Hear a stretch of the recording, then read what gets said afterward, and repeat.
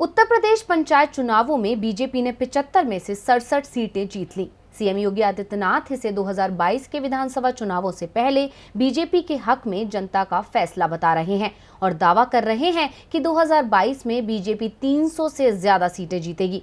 SP chief Akhilesh Yadav ने BJP की जीत को प्रशासनिक मशीनरी की जीत करार दिया है और कहा है कि 2022 में जनता बीजेपी से हिसाब किताब कर लेगी। मायावती का दावा सबसे अलग है। उन्होंने कहा है कि 2022 में हमारी सरकार बनेगी तो जितने भी अध्यक्ष चुनाव जीते हैं उन्हें बीएसपी में शामिल करा लिया जाएगा।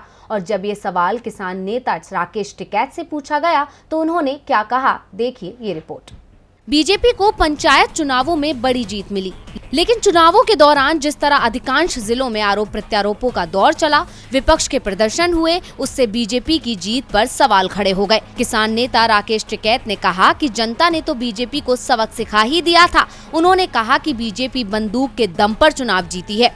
विपक्षियों को डराया और धमकाया गया है। अगर पुलिस बंदूक लेकर काम करेगी तो देश में कुछ भी हो सकता है। अब की बार तो इंतहा हो गई, ऐसा नहीं होना चाहिए था। बुलडोजर लेकर कैंडिडेट के घर पर पहुंच गए और कहने लगे कि या तो वोट दे दो, नहीं तो घर ढहा देंगे।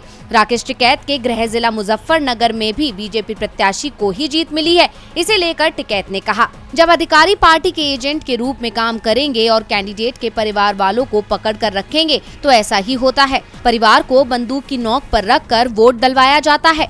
पंचायत चुनाव में बीजेपी को सिर्फ 22 से 25% वोट मिले और करीब 500 के आसपास ही कैंडिडेट जीते, लेकिन अध्यक्ष पद पर 90% से ज्यादा सीटों पर जीत मिली। यूपी में 2 महीने पहले जिला पंचायत सदस्यों के चुनाव हुए थे। कुल 3052 सदस्यों में से बीजेपी के सिर्फ 603 सदस्य ही जीते थे, जबकि समाजवादी पार्टी के सदस्यों की संख्या 842 थी।